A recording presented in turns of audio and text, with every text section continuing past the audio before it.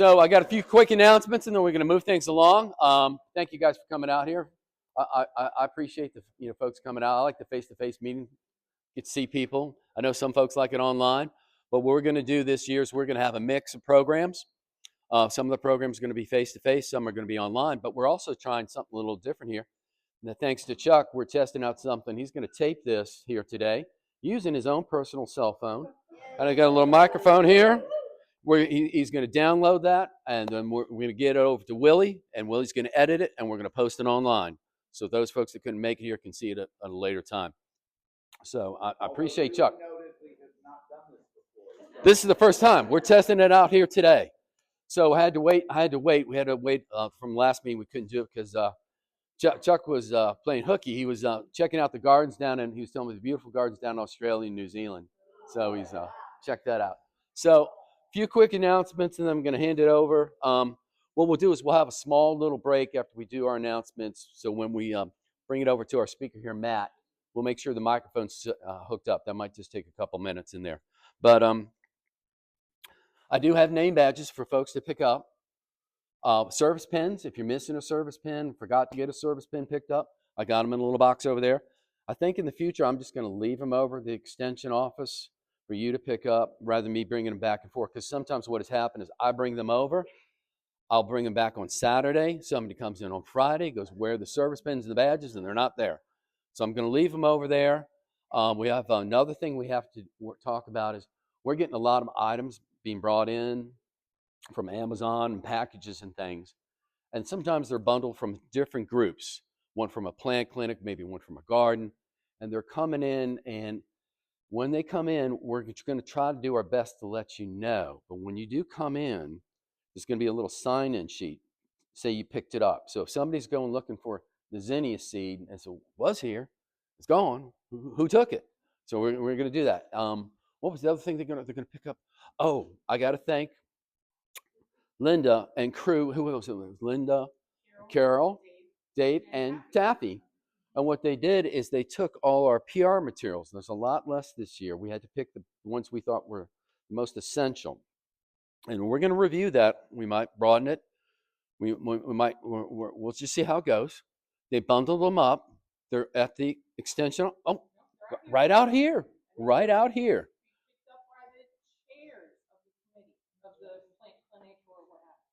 That's great. Get them while they're hot.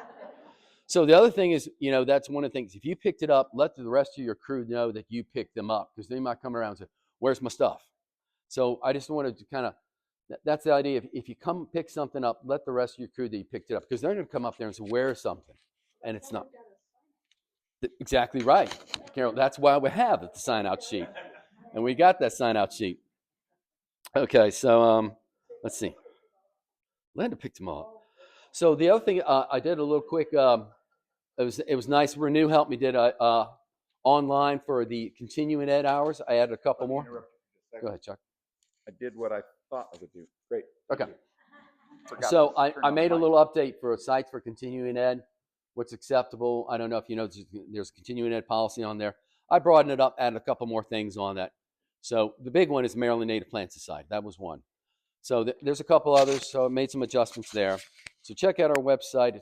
It's adjusting. It's moving around. It's constantly changing, like a lot of things. And so we have some really good 2 webmasters there taking care of things. So if you see something, something, a dead link or whatever, they're really good. They'll jump on it. Okay. I'm going to do the training program this year during the summer. It's going to be a hybrid format. It's going to be something I haven't tried before. It's going to be during the day.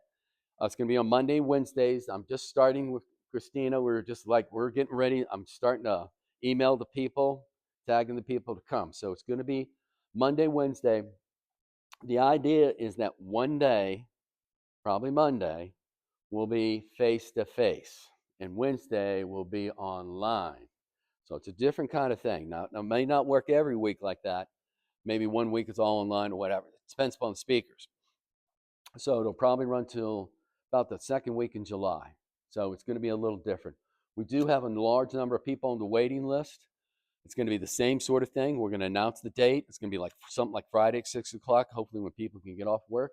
And it's first come, first serve.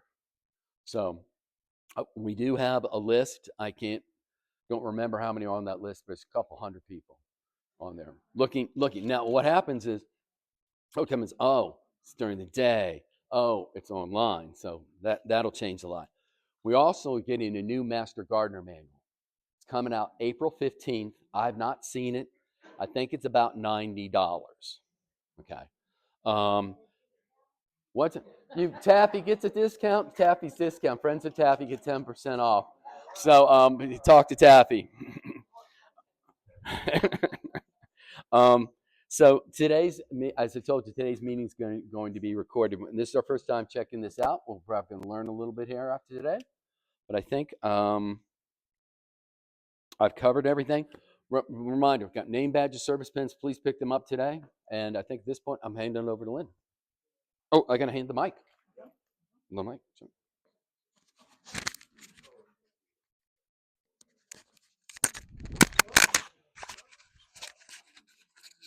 That's what the editing is for. Okay. Okay. Well, good morning, everybody. It's so good to see you. A lot of familiar faces, a few new faces. Well, it's good to meet in person. But like you said, we're recording for those that weren't able to join us, and I think that's a huge step in the right direction so we can get everybody the knowledge that comes from these meetings.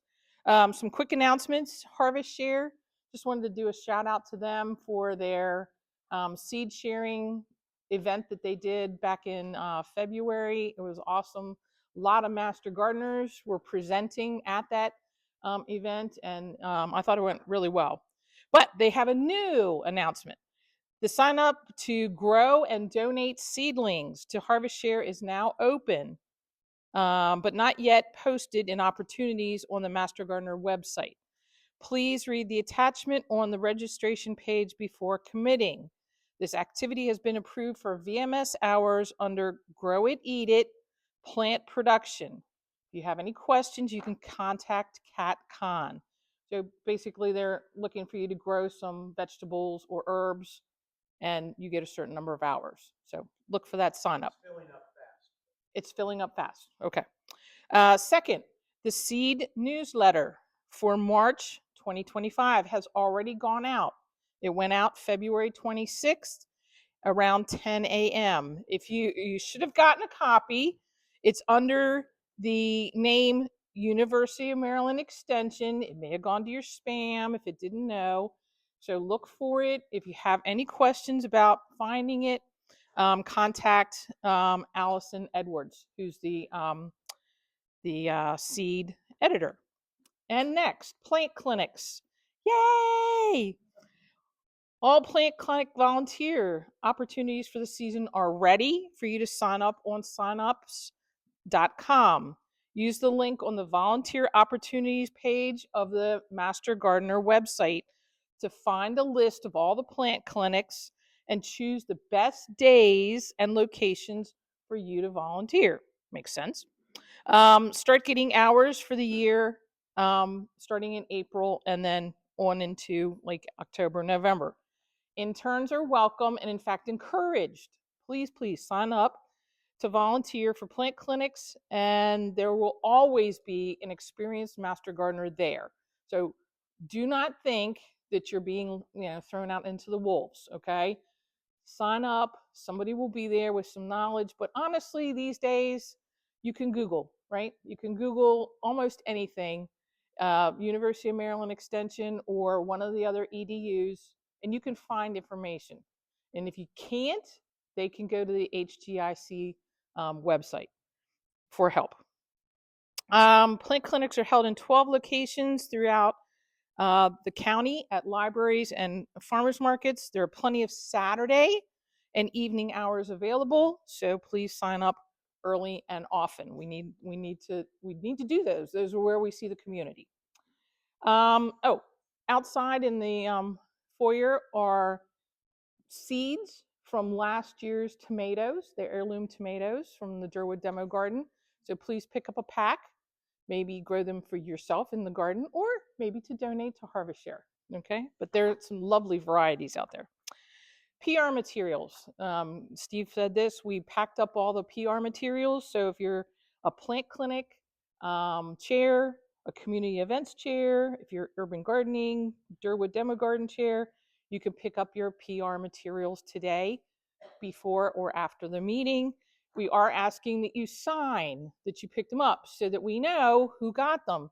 Because then when the other chair comes in looking for them and is upset that their things aren't there, we say, well, your buddy picked it up for you. So sign, but let your other co-chairs know you picked it up.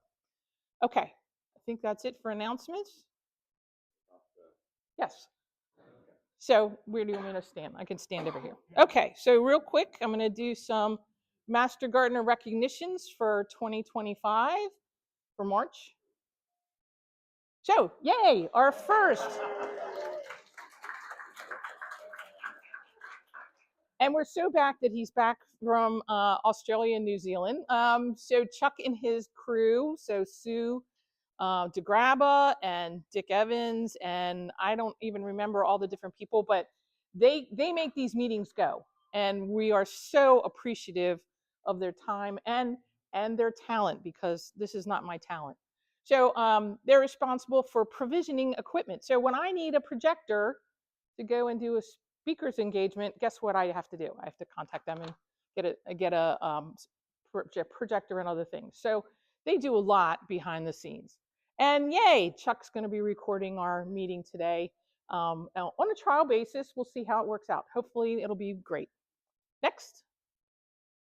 And garden educators. So these are all our task forces. So these are kind of like singleton little items off to the side. So our garden educators, Pam Hosmer and Carol Kosery, are responsible for organizing and doing the lessons for the kids, the elementary kids that come up to the garden. I think it's in May mostly, or May and September. And then we have a lot of master gardeners that volunteer to do those lessons with the kids in the demo garden, in the Durwood Demo Garden. Okay, next. So fall conference, yay. Marie Rojas is going to be joining us this year as the new fall conference chair. And so, you know, she does a lot of stuff. I mean, she's got to go around, find the speakers, write the blurb to put in the seed about it, and then, you know, all the logistics. You know, getting a hold of Chuck and his crew and getting them to help out. And so it's a lot to do, but I know Marie will be great at doing that. So, and of course, our favorite. I mean, honestly, we couldn't live without Katie. We could not live without Katie. Yeah, exactly. And VMS. So, you know, I mean, Katie, again, these are people that do a lot behind the scenes. She's the one that interfaces with the state. Whatever changes need to be made, she's making them.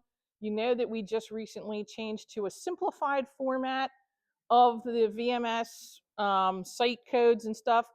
I'm still having to look it up every time for things because I don't remember, but it'll get to the point where we do remember. But Katie puts in hours and hours, 500, 1,000, I mean, a lot of hours. And so very appreciative of what she does. Social media, Bev Carragher keeps us up in front of the public on Facebook and Instagram, and I don't even know all the different things the kids are doing these days, but she keeps us out there posting things that are ours of events coming up, but also posting things from the state Master Gardeners. So thank you to Bev. And our wonderful web team. I don't know if you've looked at the website recently, but all of the committees have gone through and done a redo or an update to their web page. And so some of them are really spectacular or easier to read. If you have a chance, go to Baywise. Not that I'm, you know, partial or anything, but we put a lot of pictures of clients and things. So really browse around because it really is updated. And of course, there we go. And then our Mission in Motion crew, Renew and Mandy and Alan, they're busy behind the scenes.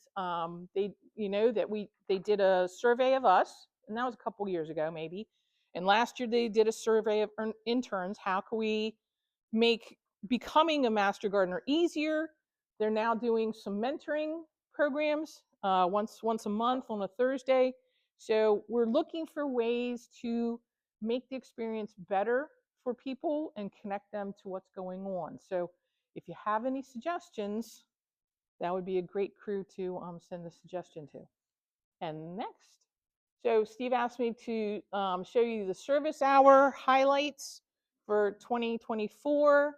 At the top is the class of 2023, the people that that needed to become master gardeners after 2 years.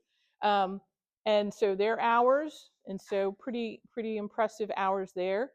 And then the top hours of master gardeners, you see that Katie is right there at the top. She's amazing. I mean, just amazing. I'm there because I don't know. I can't say no, and I just do stuff. But so are some other people, right? Right? Anne and Sue and Gloria. There's a lot of people that are constantly in motion and helping out. So thank you to everybody for the hours you put in.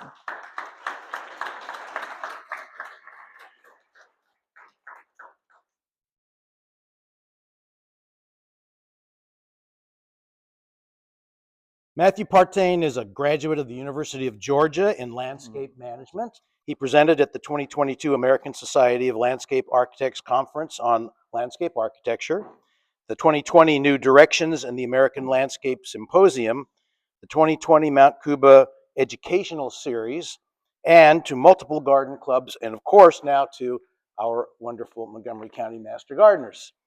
He's also taught classes for the Maryland Federation of Garden Clubs Landscape Design School. Matt is currently at one of our favorite museums, Gemstone, in Potomac, where he oversees an organic planting and management program covering more than 300 acres of native landscape and restoration. Let's all welcome Matt to our monthly meeting. Thank you.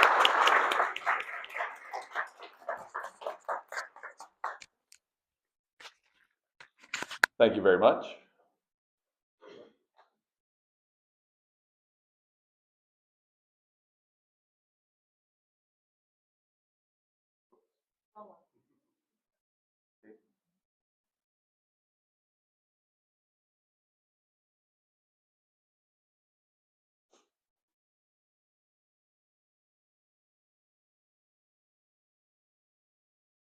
All right, thanks. Hello, everyone. This is like the ultimate garden club. You're like the master group, so super excited to be here. Thanks, Stephen, for having me.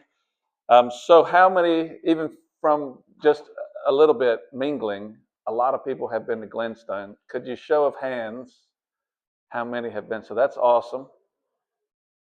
Cool. Hopefully we're going to get every hand up at the end of the year, but this is going to be really nice. First for questions, and because I'm going to try to go in depth about how we do a couple things. So it's nice that you've been there. You know what we are. So all right, about me, I'm the superintendent. I've been at Glenstone for 10 years. I like horticulture, landscape design.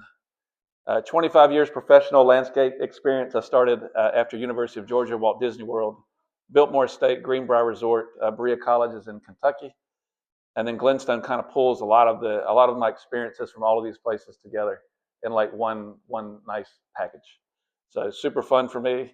I love organic. We're organic at Glenstone, long-term native landscapes, and our team 16 full-time members on Glenstone staff for horticulture. That's me planting split rocker. That's a selfie up in a lift. So about Glenstone, we're post-World War II contemporary modern art. We have active founders, Mitchell and Emily Rails, which is awesome when you're part of the vision happening. It's just hard to beat that. Admission's always free. We're open Thursday through Sunday. We're closed for the next 2 weeks. We will reopen 2 weeks from today. So that's really cool too, and it's going to be everything's going to be open, which is going to be really nice. We started out 35 acres. Now we're 360. So we are growing. We focus on organic grounds maintenance. You schedule visits, guaranteed admission. So let's say you can't get tickets, but guaranteed admission for students. And that's if you're 12 and up, if you're an educator, if you're active veteran military, and if you're a museum professional, and you can bring a +1. Also, we have a ride-on bus, and if you show up on the bus, you get in free. So you can just show up if you're one of these things with a +1, and nobody can say no. Like you're in. But check online, glenstone.org. and social media at Glenstone Museum. All right, so 40 years ago, this was, we're in Potomac. This was Potomac, Maryland. A lot of farmland, and that's kind of the spot where Glenstone is now. By 1984, a lot of development coming in, and then our founders kind of got this part of property before all the development came into that core. So it was going to be a big neighborhood with a bunch of homes. By 1999, you can see Glenstone still in the middle. It was a farm and also a residence, but a lot of neighbors, a lot of neighborhood, growth around, as we know has happened in Montgomery County, which is great. And then in 2006, the original Glenstone opened. So has anyone been to the original Glenstone? Like before the pavilions opened? Okay.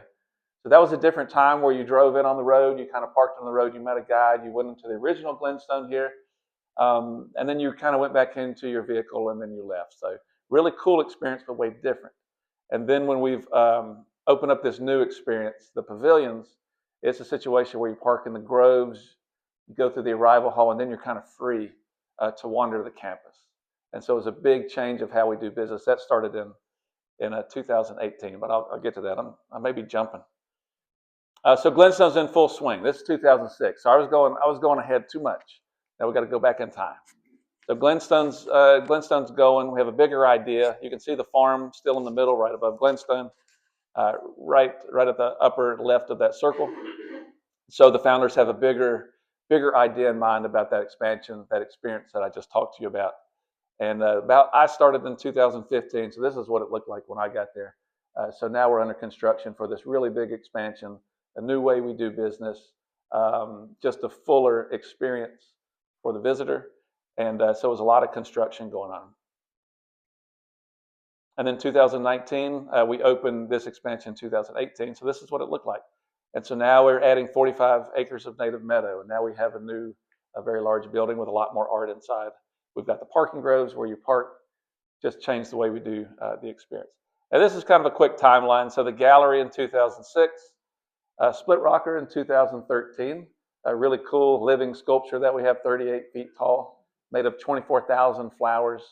And we plant that in the beginning of May. So that's a really cool sculpture. If you haven't seen it, that's by artist Jeff Koons. The pavilions opened in 2018.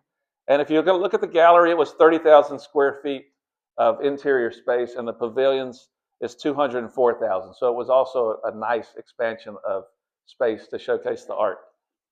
And then here recently in 2022, we've got Richard Serra 4 rounds, equal weight, unequal measure, which is another really neat outdoor experience pavilion and art.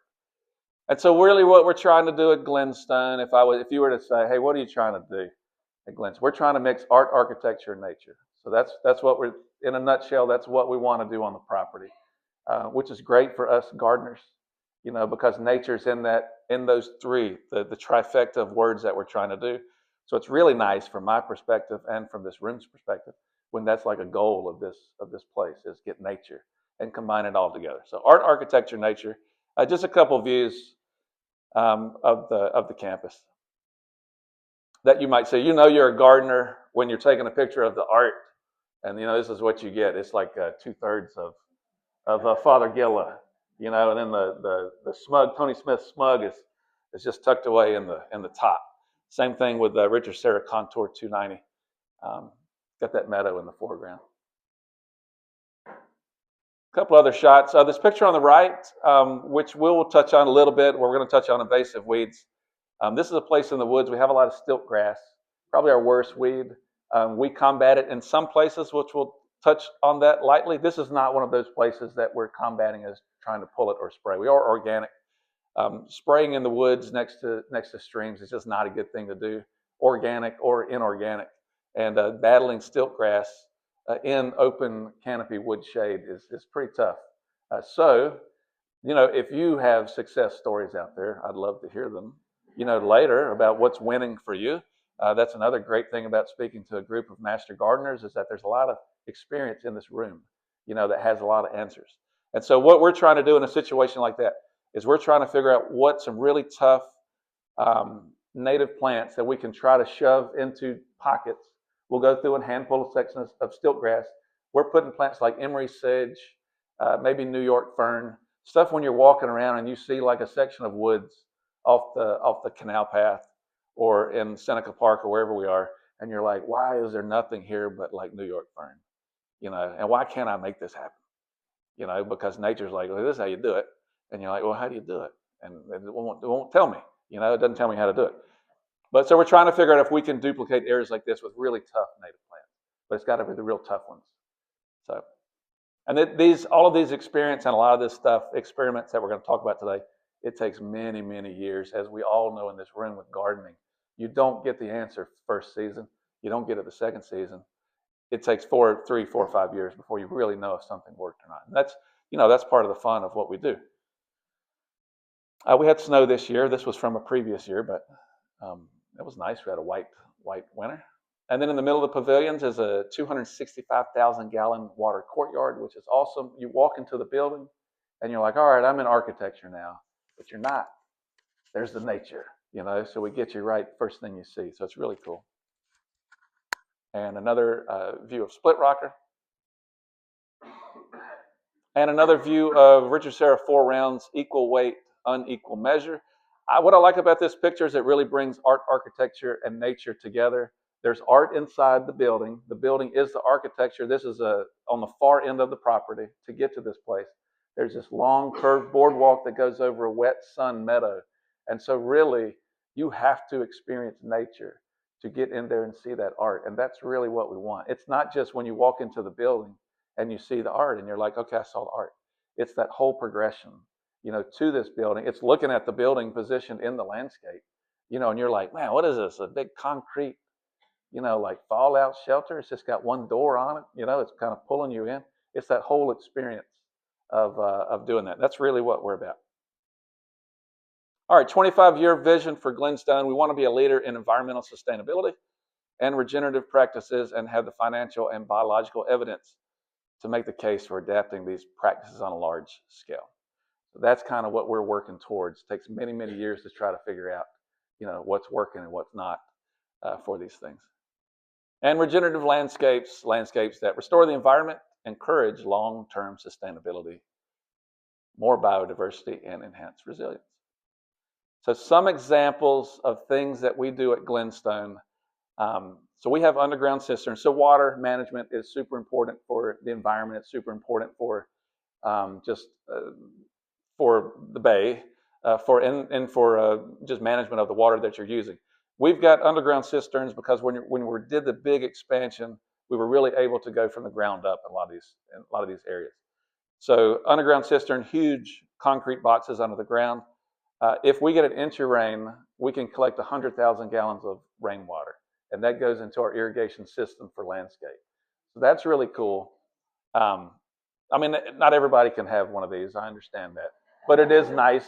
Y'all don't have one of these. All right, raise your hand. Who's got a 650,000 gallon cistern that collects half of your house? So half of the pavilions drains to this cistern. We also have a 250,000 gallon cistern in another location, but really cool. Reforestation. Our goal is to plant 1,000 trees a year still. And when we did they're smaller trees than when we first opened. They were much bigger because we were trying to have that impact of instant forest on the pavilion's expansion. Now we're planting smaller trees about that size. So they're 7 gallon, which is about like this. And they are about 6 to 8 feet tall. Why do we have to be 6 to 8 feet tall? You can just shout it out. Deer. Good, I like that. Because of deer. We have a green roof on top of the pavilions, got about 1.5 feet of soil. We have a couple of acres of native meadow up there, which is really cool. Composting, we do our own compost. That's Dave, a member of our team. He manages the compost program. This was the first load of, I'm going to say half-baked compost. We were carrying off to another section to let it bake some more. But he was very proud of that. And it's steaming, you like to see that compost steam. Stream restoration, which we are cradled by the Greenbrier and Sandy Branch at Glenstone. So again, water, where the water goes is very important because that water ends up in the Potomac, which ends up into the Chesapeake Bay. So trying to keep that sediment out of that water is super important. And so with stream restoration, in a nutshell, it's slow down the water and spread out the water. So that's kind of what we're doing with that. Come to Glenstone, we can talk more about stream restoration. But we've done about three or so miles of the streams that Glenstone surrounds. Planting native plants. I don't have to sell that to this group. And also organic maintenance. We do make exceptions for some large trees. We have trees that we have treated with non-organic methods, and that was life or death, and we just didn't have a good solution. And so we didn't want to lose. An example would be emerald ash borer, something like that, where like there's not an organic way, and we were trying to keep some of these ashes, so we've injected them with some systemic. And we've done that for some other examples. But other than that, we're fighting the fight. Okay, so a quick slide about reforestation. This was an area where we had some backyards that we have this property, and instead of just mowing 2 acres of turf, it's also on a stream. There's a stream to the right there that we like to plant trees twice a year. And so we have an Arbor Day on campus where we go and plant trees, and we get members of the Glenstone to come out and plant trees. We'll plant those 6 to 8 feet tall trees, 7-gallon trees. And then in this particular instance, we treated it with an organic herbicide on a really hot day. These organic herbicides are questionable with their effectiveness on a big scale, but if it's really hot, this was a really hot August, September, and we hit it with an acid, and it did hurt the grass to knock it back a lot. And so that's in 2022. You can see 2 years later, there is still grass in there because it's really hard to wipe out fescue grass with an acid like a vinegar. This was a product called Scythe, which is pelargonic acid. But you can see a lot of native stuff in there. And this is one of our better results from trying to just overseed on turf. And we're doing another experiment this year where we're just going to try, and we're going to change the seed mix. So basically, we're going around and we're looking, when you see just fescue fields that lay dormant, we're looking at what's growing in it, like broom sedge, like little blue stem sometimes, other stuff that just comes up on campus, from seed in competition. And we're trying to see if we can just throw that. We're gonna mow this grass really, really low, and we're gonna lightly aerate it. We're gonna throw the seed out. We're gonna do our spring planting in this area. This is not this area. This is a different area. And then we're gonna see what happens again over the next 2-3 years to see what starts coming back. And hopefully we see some of these plants that we've seeded, start to come up. And it might work, and it might not. I mean, I called Ernst. We go through Ernst to get a lot of seed, Ernst Seed Company. And I was talking with one of their technicians, and he was like, this is not going to work. And I'm like, well, I understand. It might not work, but we've had some success on different levels. And, that's why we're trying these things. So in the end, it's going to be a forest one day anyway, and it's going to shade out whatever's growing there. But we're trying to build these successional snapshots, for 5 or 10 or 15 years while that forest is developing. And then eventually the canopy is there and no more light. And that means stilt grass, is coming back. So, but we're going to have that window of good stuff for 15 years. And so we're excited. Another point about reforestation is we do like to take this tree planting on the road. And so if any of you are affiliated with a nonprofit, it needs to be some level of nonprofit organization. We can have a conversation about setting up a time where we can bring 50, 100, 200 trees to a project. Could be a school, could be whatever. And we'll plant, and we will work with that group to plant trees to make a big tree planting day. So we'll bring our expertise, we'll provide the trees, we'll kind of set a nice planting thing, and then we can go work together with that organization and then do something like this, where we, in the end of the day, we've planted 100 trees or 200 trees or whatever it might be. So at the end, if you're like, oh, I have the perfect place, reach out to me, please, because we would like to see what opportunities are out there in the community. Okay, so native plants. When you come out at Glenstone and you park, you're in a wooded area by design. We were designed working with a firm from California called Peter Walker and Partners, PWP. And many people ask, why do you work with a landscape firm out of California? They've been here before Glenstone was Glenstone. And that is because the original architect of the Glenstone, Charles Gwatney, was working with PWP in Texas. And when he came over and started working on the original Glenstone, PWP came, had a conversation with the founders, and really started talking about the big picture. Like, not what can you do with this building, what can you do with this property? And so it really started that relationship that's been ongoing since then. And so what their job is to come up with design intent and design the property and how it all fits together. Our job is to bring that intent to life. And so, it's an exciting and a challenging, and to do it organically, to do it deer resistantly, and with a changing landscape. And we'll talk a little bit about that as well. But you come out of the where you park now, and you go to check in. It's going to be a forest one day. It's already kind of getting foresty. These trees they've grown quite a bit. And then you come out of the woods, and this is the first thing you see of the pavilions. It's going to be a 45-acre native meadow. And up to the left, you see split rock around the hill. You don't see it in this picture, but it is up there. And then you start to see the pavilions. And what landscape architecture PWP has done in a situation like this, they designed all this topography. So we're touching everything. There already were hills, but we're making the hills a little different, for that experience. And so you see the hill on the right, and it's got honey locust trees on it. As you walk around this path, the building starts creeping out from behind the hill. Things that you don't notice, but it's all part of that curated experience that starts out with a plan, and then nature takes over and kind of does what nature does, and kind of makes it wild, and throws a lot of wild cards that then we have to figure out, is this good nature, or is it bad nature? We try to get rid of the bad nature, and then we want more good nature. So that's but nature provides both of these things for us, and that's what we do. And an example of that, you can see fleabane in this picture. Fleabane's not something we seeded in the meadow, but it's something that nature put there, and it's an awesome plant. It does a really good job. And so we're always looking like, what is nature going to give us? There's some frost aster that you don't see in this season, but things like that that we want to put more of, or just let nature do its thing. So we're going to talk a little bit. I want to go over the process of how we grow native meadow and understory from seed. We've seeded 45 acres of native meadow. We've seeded probably 50 acres of native understory, so quite a bit. So that process, so what are we trying to do? You got to start with bare soil. Competition is your worst enemy when you're seeding native meadow, because these things, or understory, these things take 2 to 3 plus years to get established. And so if you've got anything that takes 6 months to get established that's competing with it, it's going to outcompete it, because it's already growing, and now your seed is just covered in weed canopy. And some weeds are okay, but some weeds are not okay. Verify that seed. I've been in situations where a contractor comes and puts seed out, and you're like, that's great. It was all written down, right? Everything, I'm sure they did what was written down. And then you look at the seed bag that was when they're finished, and you're like, ooh, that's like totally wrong seed.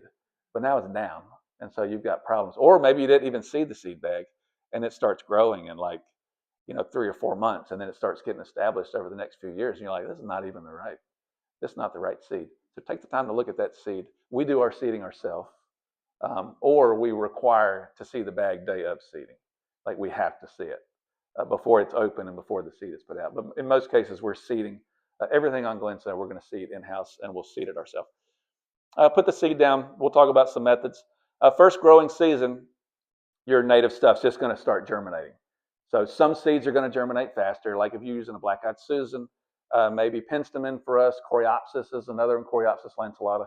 These are seeds that are going to come up. They're going to germinate quicker. Your seed is working. Some of this other stuff's going to take, you don't see the little blue stem for another year. You don't see rattlesnake master for 2 years, 3 years later. And so some of these first seeds come up. You're like, all right, this seed is working. The seed's coming up, but it just takes time. So, but then the weeds are going to grow. Other stuff's going to come in. You're going to put some filler seed in there also, just to help with stabilization, like a ryegrass filler, not at a heavy rate. And so something's going to be growing, and as it gets tall, you've got to cut it down to 4 to 6 inches. And you got to do that every 6 weeks, the whole first year. And basically, you're just getting light to your seed. So that's really it. It's not very exciting. You're just cutting it, and you're like, well, maybe there's something there, maybe not. But it's happening. The second growing season, you're going to monitor what you have. You don't have to mow it down. There should be, the germinated seedling should be growing. Hand cut weeds, and I'll give an example of that, but not always. Everything we talk about, and again, I love this group because you all know this, there's an exception to every single thing when it comes to nature. I can tell you, I tell people plants don't read. They don't care what we write. They're like, why don't you write something? And I'll be sure to do the opposite of what you wrote, just because. And weeds don't read, period. And deer don't read either. Nothing reads out there but us. Hand cut weeds, and then a lot of visit. You got to get eyes on these sites, because something bad can happen quickly, and you got to take care of it. So some examples of how we seeded, and we've had success with all kinds of different seeding on this big scale. Hydro seeding on the left, that's where you have a slurry. It's like a cellulose, like a newspaper style product that's wet in a tank. You put your seed in, and they spray it out, and you see that around. And then the seed, it holds a little bit of moisture in that material. You have to have bare soil. You can see in that picture, we can hydro seed here because we have bare soil that this turf was sod cut out. We couldn't hydro seed here because that's still a little bit of existing vegetation, and that would hold that hydro seed up in the air. So then the seed would dry out. So the hydro seed's got to be on bare soil. The standard push spreader. But if you're trying to put out a lot of this native seed, it's real fluffy. And so if you put fluffy seed, this is kind of fun. Take your standard broadcast spreader and put your meadow seed in it, and then watch it just bounce on the top. It doesn't go through the hopper because it's just too fluffy. And so we'll have you can see the yellow spreader in the middle picture. It's got an auger inside, and so it's designed with an auger that helps push the seed down. And sometimes we even have to add like kitty litter to it to weight it down and push it through. So we've got handheld versions of that. We've also got versions that you can put on a cart that's got a motor attached to it. So these small areas are for the little you put it on your chest, and then you turn the handle and you walk around, and it like barely throws the fluffy seed out, but it works for little blue stem especially. And then we have this tractor attachment. So I'm not gonna walk across here too much, but I will walk this time. So this tractor Truax spreader has 3 different boxes. 1, 2, 3. You can put the fine meadow seed. So when you're talking about this native seed, some of it is so tiny that you can have $1,000 of seed in the palm of your hand. And that's something like mountain mint and some of this other stuff that's just so tiny. You're like, don't sneeze. We're gone. And so you need a hopper that's designed for really tiny seed. And you're going to calibrate it for tiny, tiny seed. And so it's super important. You can't put the big seed in there because then all your little seed would run out the bottom. So it needs its own hopper. Then you've got a seed for like the fluffy seed. It'll have an auger in it. And that's one we would put a bag of kitty litter to let that push it down. And then there'll be a big seed for like your grain seed. That's like your filler, the filler seed that you're adding to the mix. And so you can calibrate that spreader to 3 different things. It's called a no-till seeder because it doesn't till. It just slits the soil, drops the seed in these slits. And it's just the right depth. I can tell you from this picture, though, if I could go back in time, this was the first seeding that we did on the proper property. It was just too green. We thought we were good. We were ready to get that meadow seed out. If I could go back in time, we would have made this be less green and more brown. Because what happens, it was low. You could see some dirt. We were like, oh, this is great. We're winning. But all of this green just grew back so fast. It's green already. So now it's shading out our seed. So if we could go back in time, we would have done more organic herbicides to this to make sure it was not there, or way less. So take the time to do it because we're still fighting this meadow now. And this was 2016. And so now it's 25. That's like 9 years later. And we're still fighting that meadow to try to get it good. So just take the time. It's okay to be like, we got to stop. No seeding yet. We need a couple more months to really try to get this better. But that's, we do these things and we learn, and that's what it's about. And so sometimes we'll take jute and put on top, we'll hydro seed and put jute on it. People ask, does that work? And just look at these 2 halves of this picture, and you can see it definitely works to hold it together in time. And this has enough space in it to let light come in. And then this jute kind of rots, so you don't even have to take it up. It kind of breaks itself down. But that's some large-scale seeding. All right, first growing season. The green is going to be the filler. In this picture on the left, we've got some rye or something coming up. But it looks spacious, right? It doesn't look like a lawn. That's what you want to see, so light's still getting in. So as this grows up to that height, we're going to cut it down to 4 to 6 inches. It gets up to 8 inches to a foot, and we cut it down to 4 to 6 inches. Keep getting that light in there. And then sometimes you look closer. This is a different area.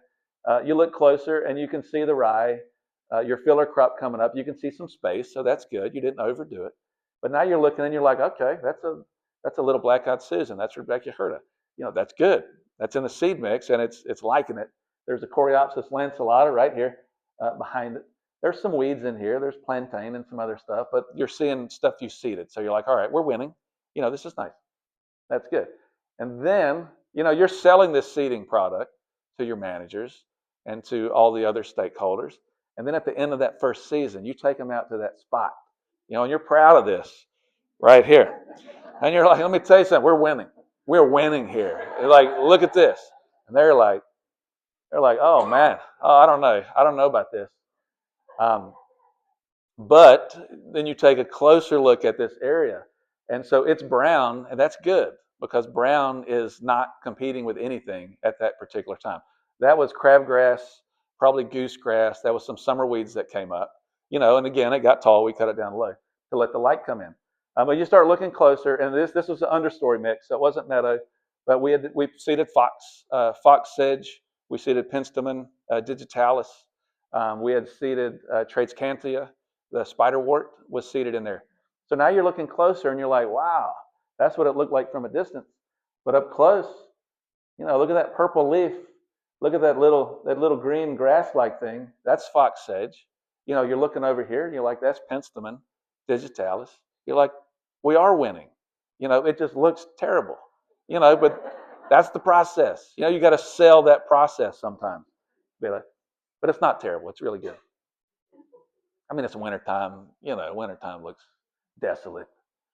So second growing season, I put weeds in quotations because this particular plant in the middle, mare's tail, is a native plant. So this is a native plant that's a pioneer plant that takes care when you have space come up. Mare's tail is like, it's my time to do what I do. But in this situation, we didn't want a bunch of mare's tail because it was still shading out our seed mix. And so naturally, as a gardener, we're like, we got to pull that weed to get it out. If we pull it, then it's not going to come back. What happens when you pull these weeds is that you get this big saucer of root mass with it. And all that seed we seeded is on top of that saucer. And so we just took all of that seed out, and then we left a crevice that doesn't have any of the seed we put out. It's got whatever seed was existing in the soil.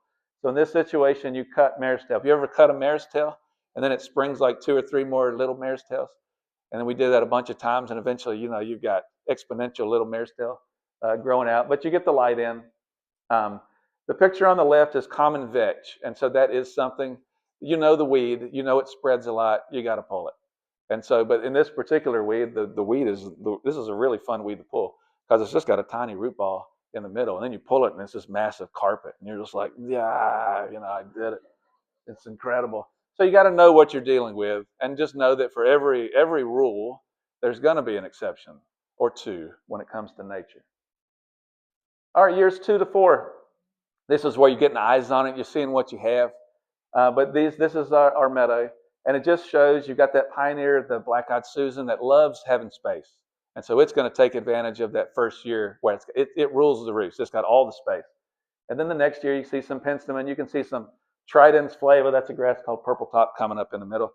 So the grasses are starting to come in. Still a lot of black-eyed Susan in year 3. In year 4 now you can see the rattlesnake master coming up. And it took that long for it to come up. You can start to see a lot of little blue stem, a lot more developed grasses. So it just takes time. That's what it comes down to. It takes time to develop these things. This is the understory example. So in the beginning, you can see a lot of sedge. So this is like the opposite. So in the other one, the grass took longer. In this one, now you're seeing the sedge pop up with a little bit of penstemon, a little bit more developed. You can see some spiderwort come in. And then by year 4, you're like, man, that is amazing. When that spiderwort and that this is a season. Doesn't look like this every month of the year. This is like in May, late May, but still beautiful. When that sedge is like fresh and all this stuff starts coming out, it's really, really nice. But this is also year 4. Later in the season, it's hot. Sedge is like, oh, this is not my time. I'm cool season grass, and it's like 90 degrees out here. And stilt grass is like, I don't grow in sun, but I do, so I'm going to grow here. Why not? I can do whatever I want. And so whatever starts coming in. So this is when once you get in that 4th year, those weed seeds start getting established too. And definitely a healthy native understory can compete. But in many cases, from our experience, it will not keep the really bad weeds out. It'll keep a lot of weeds out. But that top 7, that top 10, they're like, I can grow in this. And when they do grow in it, then they make more the next year. And so that's the challenge, is how do you keep those top 7 weeds out of that understory, organically. And a lot of times we have select areas like this where we're just hand pulling, and it's tough, but it's what you got to do. Because stiltgrass grows, stiltgrass is amazing. It's an amazing plant. It's not an ugly plant either. It's a pretty plant, but it can grow. A little bit of stiltgrass comes in, and then it goes dormant. It makes a bunch of seed, and then everything lays down right in the wintertime. And stiltgrass grows in that top layer of vegetation. It's like, it doesn't even need to be the soil anymore. It's like growing like in old stilt, and it starts coming up, and then rooting down to the ground. It's pretty cool how it can grow in that thatch layer. Just a good plant. Give the hats off to stiltgrass. Some other long-term observations that we have. You start out with this. We plant a lot of trees. We love trees. And you get a lot of light in here to that understory. But what happens 10 years later, as your trees keep growing, you lose that light. And so a lot of these places where we had this understory, it turns into like leafy forest. That's okay. Leafy forest is forest, a lot of places. But we're trying to figure out what's next steps. What happens when this turns to this? Maybe now that it is time that we can get that fern, growing in here, maybe some other things. But we're trying to figure out what's next. That's kind of a long-term planning that we're doing, looking at the property, figure out where do we want to try to, and then you just try to figure out where you want to focus that energy. Not everywhere, but pick the places where the visitors are walking. That's where you want to put your emphasis. So, this was just something that we're dealing with right now. So organic maintenance for these sites. We're going to mow our meadow every March, or burn. We had one burn last year. Our first burn. That's a lot of permitting required. Burning is really good because it gets that thatch layer and really breaks it up. But if you can't burn, we're gonna mow, and then we're gonna select mow. So we're mowing everything in March. You get into May, and now we're select mowing. So in May, you're going to get the bent grass, the cool season bent grass blooms, and the Kentucky bluegrass blooms. Those grasses in May that when you touch them, they're about this tall and they're fluffy. And when you touch them, it's like the blue smoke just comes up, and you immediately start sneezing. That one, like, I'm allergic to grass, but I love it. So we want to go through and cut those seed heads off where we can. It gets more light into we're warm season meadow, so our meadow is really active in June, July, and so we can still go through now. And sometimes we'll even do an extra select mow in June, depending on what we have. But this is where you have a skilled driver who's now looking for this penstemon, looking for these areas, and just skipping the good stuff, mowing down the bad stuff. And there's still good stuff underneath it that then has less competition, so it can then continue to develop in June, July, August. You got to get eyes on your property. You're walking out, you walk around a hill, which is what happened here. And I'm like, wow, that's beautiful, but ooh, that's musk thistle. That's a bad plant. So this is a bad thistle. It's a biennial. It's called musk thistle. It's got these real sharp triangles on it. Pollinators do love it. I mean, there's benefit to the flowers from pollinators. But that one plant, when it goes to seed, it'll drop like 30 or 40 in the vicinity, and now you have 30 or 40 more musk thistle.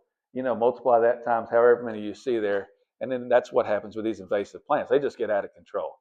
They're good at what they do, and they're able to come in and they can grow in that competition, and then all of a sudden you got a lot of musk thistle. So when you get to this point, you're like, ooh, all right, that's gone a little too far. So immediately, you grab your trash bag and you grab your cutters, and you go out and you cut it and bag it. Ideally you try to get it before this, then you don't have to bag it. But a lot of times with these thistles, you want them to go to flower almost, because that's where they're using the most energy. These invasive plants, they're putting all their energy into flower. That's the plant is like, that's my goal, is to make more plants, and so it's putting all that energy, and so you want to get it right then. And if you cut it too early, then it just grows back, and eventually it gets so low you can't even find it. And then it makes this, it makes the seed head in the middle of your meadow that you can't get to. So you really have to be patient with some of these weeds and let them grow, but know where they are, and then mark on your calendar when it's time to get them. Some other organic maintenance. This is a good use of the organic herbicide. Here's Fernando putting out a product called Size. So this is hairy joint grass. Are y'all familiar with that? Artraction hispidus. It is like the stilt grass for the sun. It's like its twin, except it grows in the sun. And we have some, it's not like the ribbon, it's close to like ribbon, the sticky weed, ribbon weed, but it's different. But our traction hispidus. So it's all intermixed with the mountain mint and the Rebecca. And so what we're doing, Fernando's just going through and just trying to spot spray. So this is an acid base, so it's only going to kill what it touches, and it's got to touch a lot of something to kill it because it's just a slap kind of burned down product. But when he comes through, that's a really good result. And now you see a lot of the good stuff left. Then it grows back. And so you're just trying to get rid of that so it doesn't go to seed and let other stuff come in. But this was a prominent area. This is right when you hit the meadow. So it was something we wanted to put the focus on. This is my favorite picture of last year. Or this is, we've all been here. So this is Trevor Garbo. This was our deputy superintendent at Glenstone. Does an awesome job. And this is last August. So he went out and there was a bunch of, this is that meadow that I said we should have taken the time to do a little bit better with. So it's got a big section of Artraxin hispidus in it. And he hit it with an organic herbicide, you know, like with the cart. And he was real proud of it. He's like, all right, I knocked it. I got it. And then he came back and he's like, it was all green underneath that brown. So he's looking up close and it was all green. So now he's just like, so that's the gardener, you know, when you're like, ooh, all right, I didn't win this battle. And then you're just kind of looking in the horizon, just like, oh man, what are we going to do here? But, you know, that's the hashtag gardener life, you know, but he didn't know I was behind him. And so I took this picture and I was like, I'm going to show this to everybody because this picture is so good. This picture is so good. Some other organic maintenance. So creeping thistle is a really bad one. Some people call it Canadian thistle, but it's not from Canada. You know, so we're like playing a joke on them by calling it Canada thistle. But so it's a really bad thistle. Same thing, when you find it like that, when it's already going to flower, you waited too long. And then you got to bring the bag out and cut it. You want to get it when it's, before it's going to seed, maybe when those flowers come out. And now you put a bunch of energy into that, and then you just cut it back. But it's, you know, when you're 50 acres, 100 acres, 200 acres, it's hard to remember all those spots. And as the meadow grows, it's harder to get to them, you know, throughout the season. This is like usually late June or so when the thistle's starting to go to seed. And we have walk behind cutters. It's once we got the flowers off, we just cut it down. And then we've also got a drive behind Ventrac, which is really good. You can get those areas when they're smaller, but that's Marshall cutting. We've got some areas where we've done experiments on Bermuda grass, where we just had big patches of Bermuda grass. And we've tried the black plastic. We use black plastic. We're just trying to smother it out. This is not trying to greenhouse it out with heat. We're just trying to smother it, cover it up, and just leave it. And so in this situation, we should have done it a little bit earlier. We did it in July when we finally realized, and we cut it. So we cut it really short. We put black plastic on it. We left the black plastic until March, took the plastic off, and this is what we have from last May. This is an area we just have to keep looking at to see if anything good happens. Not a lot of good happening in this picture of the initial germination, but this year it might be really good. So we got TBD. You know, you're always waiting to see what happens when it comes down to these projects. It just takes so many years, you know, before you know. But the Bermuda's a tough one. That's a lawn. That's a sports field grass. You know, you say, oh, you just cut it short. That's what they do on soccer fields. That's what they do on football fields. They cut it on golf greens. You know, cut it to a 1/16 of an inch. You know, and that grass is like whatever. You know, I mean, it needs special care when it's that low, but still, it can handle being cut low. So sometimes you do Bermuda a favor, and then all the competition's like, well, I can't grow that low. You know, but Bermuda's like, I'm okay. So we're trying to plastic it out and see what happens. Sweet clover, same thing. You know, find the weed, get it when it's going to seed, when it's going to flower prior to seed. You know, cut it down. You get to something like Johnson grass, and you're like, I'm gonna try digging it up. And you dig it up and you start seeing this, and you're like, oh, that's tough. Every little piece grows more Johnson grass. You know, that's one of the top 7. That's a bad one. So we took the plastic from that Bermuda project, and now we were trying to cut some Johnson grass patches really low, put plastic on it and mulch on it, and then we're just going to see what happens. And so we did that last year. And now we've got Johnson grass really trying to shoot out. You know, but that's okay. It's using energy, but still, we'll see what happens with that. But it's kind of fun. And then the most fun thing ever, burn, right? We all love fire. So we burned the meadow last year. This was the bad meadow that I was talking about earlier. And so what burning does, it's just a little bit better than cutting. A lot better than cutting. It's going to get that thatch layer out. It's going to warm up the ground a little bit. And it's going to then promote that warm season meadow to start growing. So this is a maintenance that's been done for thousands of years, to maintain a lot of sites with Native Americans, and it's something that it's really beneficial for some of these areas. And the thing about meadow is meadow's a snapshot, so it's a successional thing in Maryland in general. If we didn't do anything to this meadow, we didn't mow it, we didn't burn it, it's going to turn into a forest. And so we want, from a design standpoint, we want this to stay a meadow because it's part of the design of the property.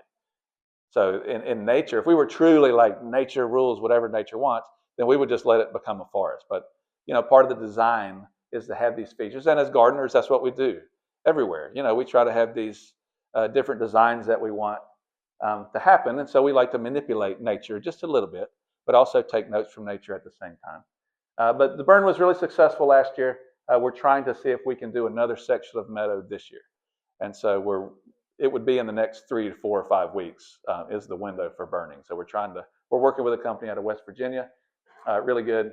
And hopefully soon we'll have a date.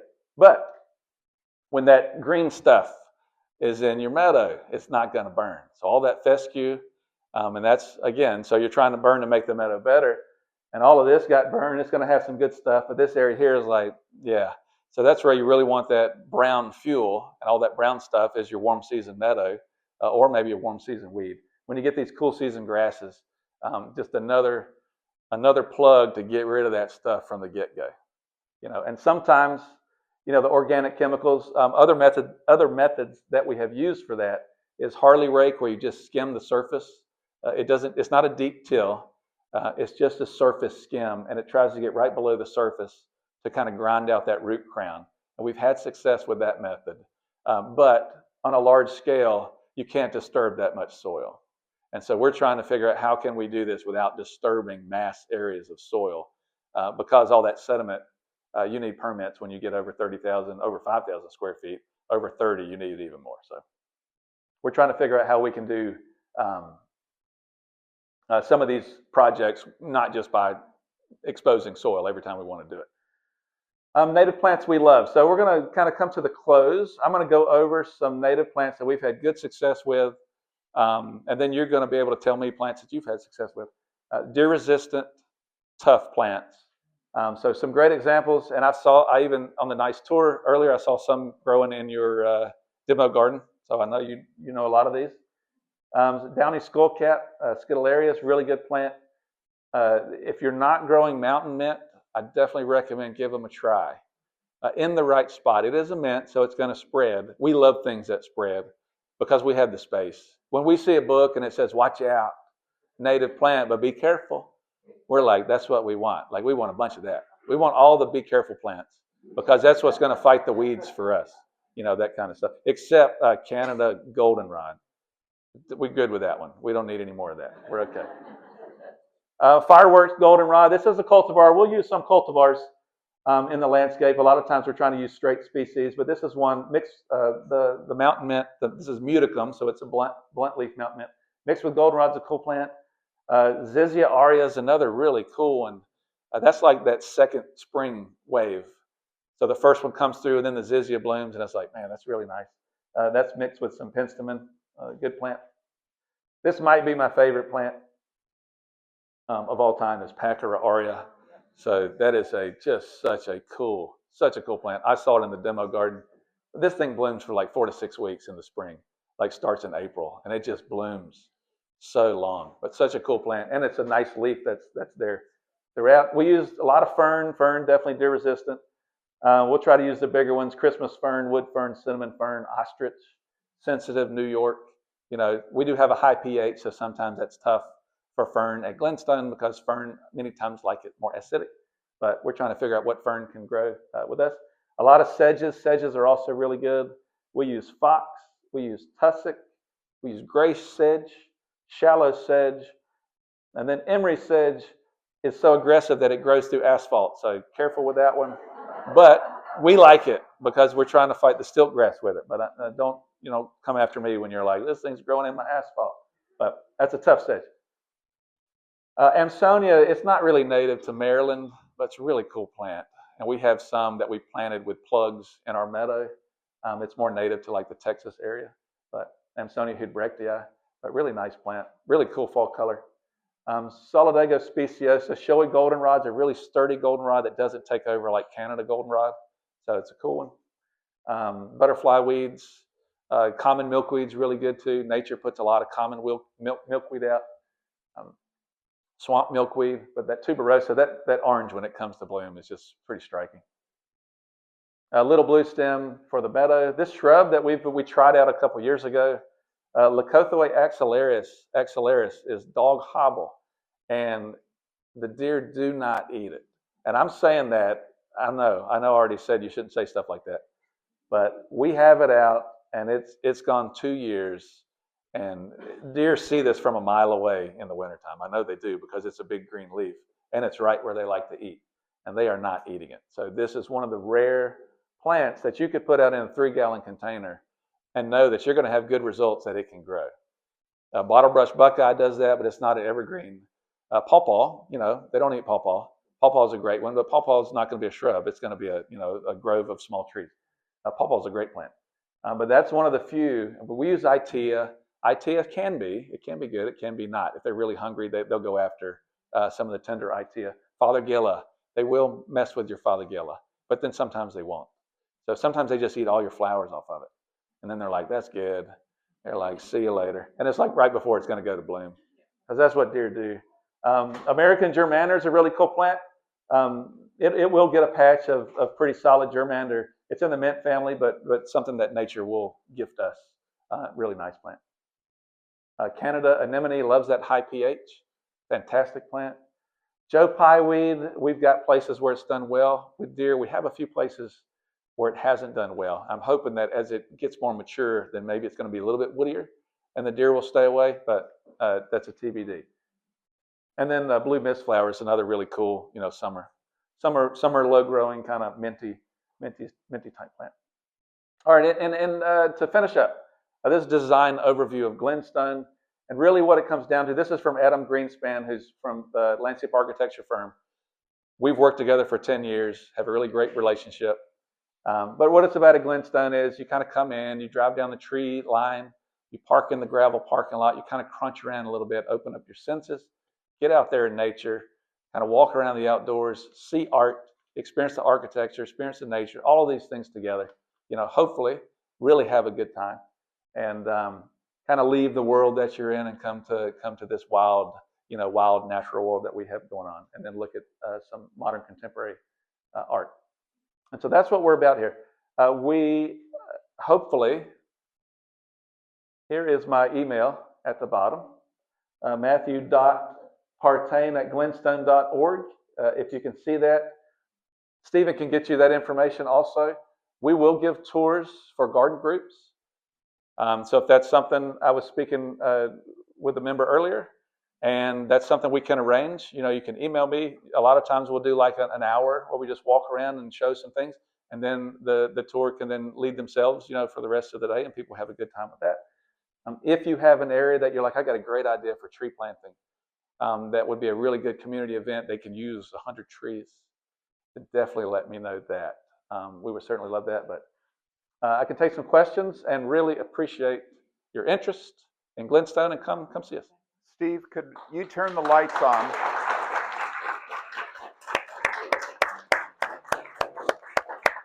And Matt, would you please repeat the question Sure when will. it's asked? So. Yes. Do you have on-campus growing facilities, or do you outsource all of your plant material? The question is, do we have on-campus growing facilities? So for Split Rocker, we outsource, and everything else, really, for that matter. I mean, our meadows, they're self-seeding. We have a lot of self-seeding going on because of our plants. But if we're buying plugs, we'll go to North Creek Nursery for plugs, Kirk Blue Mill for plugs. There's a Moon Nursery. We'll get some plugs from them. Prairie Moon, we got seed. We've gotten some plugs from Prairie Moon, a lot of seed from Prairie Moon, Ernst. Trees also, and trees will have some local growers around, North Maryland that we get a lot of our trees from. Yes. What is your recommendation for getting rid of Canadian fish Okay, what do we do about Canadian thistle? We've tried a lot of different things. The best thing we have going right now is cutting it. That's a sad answer. But we've had good results where this is big scale Canadian thistle. So like if I had a little bit in my yard, I'm just going to keep pulling it until I can try to get rid of it. But it's tough because all those runners make a lot more Canadian thistles. But on the large scale meadows, we're trying to identify those spots and we cut it. We let it kind of grow and we cut it. We've had some herbicides that we've used, but the burn down, you're better off cutting it because the burn down stuff we're using just burns it, and it's faster to weed eat it or mow it. And so we have success. We've taken down big patches of thistle to way smaller, and then the rest of the stuff grows in the middle of it, kind of chokes it out. But it takes time. It's a sad process. Yes, sir. Question. With killing stuff off with the black plastic, you talked about smothering it versus greenhousing it. Is there a difference? Or? Some of the stuff that we try. The question is clear plastic versus black plastic. When you're putting it on stuff. We've done the clear plastic, and it made the Bermuda like grow more. It really was like the plastic started like puffing up, and the Bermuda was growing up there. But with the black plastic, it heats up enough, I would think. And it does get hot. The black plastic will get hot, but it's also like a smothering effect. We're just trying to cut off like all life to that area, and everything's going to go, and then we're trying to start off fresh. Trying to save my vegetable garden. And then we'll see. With Bermuda's tough because Bermuda can have roots that grow many feet in the ground. The question is, did it choke out enough that something else can get established that then can fight with the Bermuda? And that's another TBD. That's my favorite thing right now, TBD. People ask me, I say TBD. Yes. Mm-hmm. Yes, you're the purple. Yes. What are you doing about deer? Probably have such a big property. They're there. Are they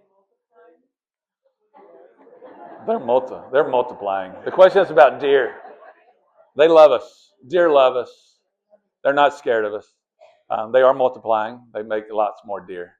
So what do we do? I think this is gone. I'll just talk loud. So the deer, what we're doing with deer is we do some light hunting. We do offer some perimeter hunting, but honestly, that's not going to put a big dent in them. Like we're 360 acres and we're connected to two streams. We're cradled two streams. Those are deer highways.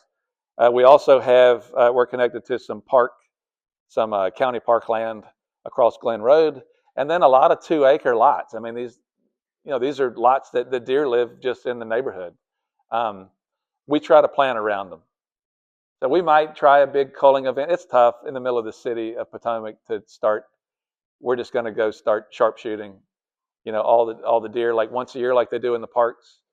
Maybe we arrange that at some point. But right now we really try to plan around them. We have fantastic meadows and fantastic understory. It would be way better if we didn't have the deer eating. People come to Glenstone and with tours, and they're like, "What do you have that's deer resistant?" And I'm saying, everything you see is deer resistant because they come every single night, and everything they wanted to eat has been eaten. Like they ate it, it's gone. And everyone that looked like it has been eaten. And so really, we just kind of try to keep opening up that palette of plants that they're just not eating, and make sure the trees that we plant are tall enough. And we'll put deer protection on things for the antler rub. And right now they're eating all the cool season grass, which is good. I'm like, eat all of that.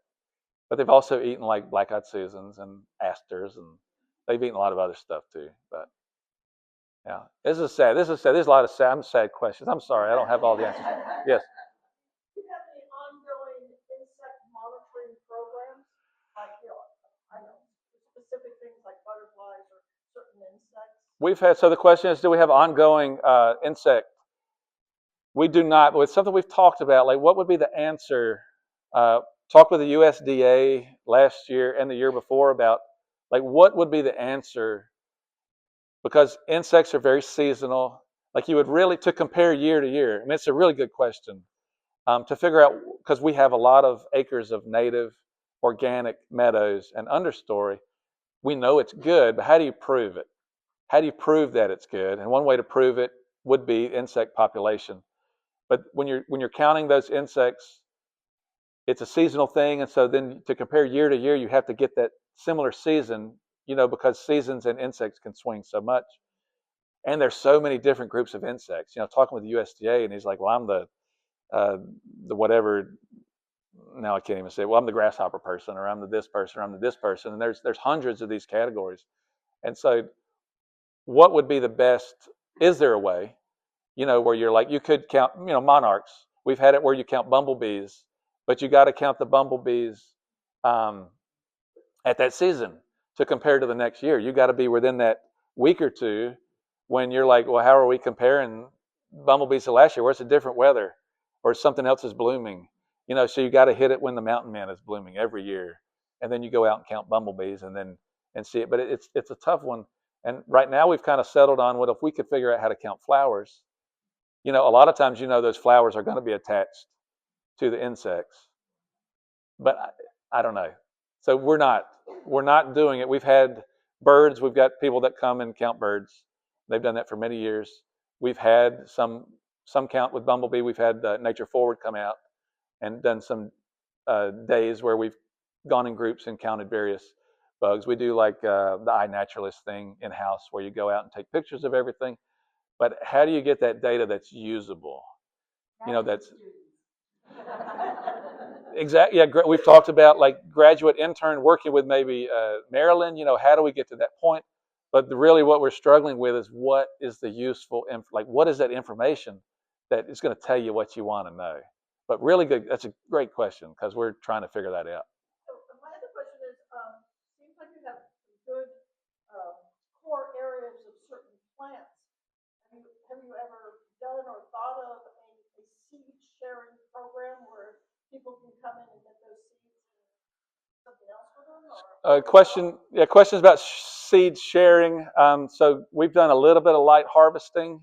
We're on a select basis. We've had like acorns. We've had groups come out and get certain acorns for some oak trees. It's just trying to find the balance. So we don't have a program where we're like, today's seed day, come on out, and because then we're trying to keep people from walking through everything and trampling it down, in the fall when it's just not going to bounce back from that kind of stuff. Right now we're just in the self-seeding. We're like, you know what, do what nature does and put the seed out. But if we try to work with people, if they're like, I really want to try to get this particular seed or something, but it's not a widespread offering that we have right now. We're hesitant because once you open that door, it maybe then the door's too wide and all of a sudden it's out of control as far as that. Yes.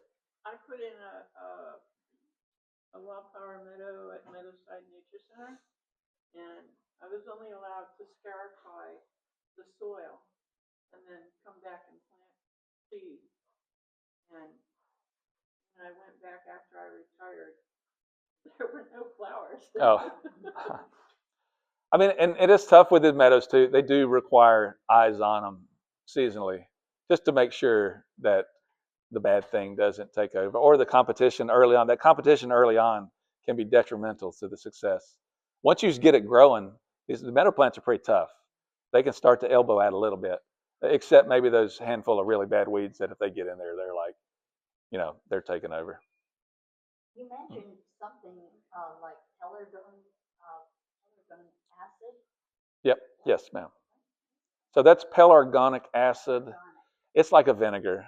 So it would be the equivalent of some kind of vinegar product, except it's just another organic acid. Pelargoniums, they're scented geraniums. Could very well be. This product is called Scythe. Like the like the tool. And it's good because you mix it's like not a big rate, so you're taking 8 ounces per gallon or whatever, mixing it with it. But it is a burn down, so it's strictly just a little, you just slap it. And maybe we'll take one more question, but we'll kind of wrap things Yep. Is and not completely, but many areas of the property, the core campus is accessible 100%. The question was wheelchair accessible. So core campus is definitely wheelchair accessible. You get to some of the trails and it's not. Well, thanks, man. Thank you very much. Pleasure to be here.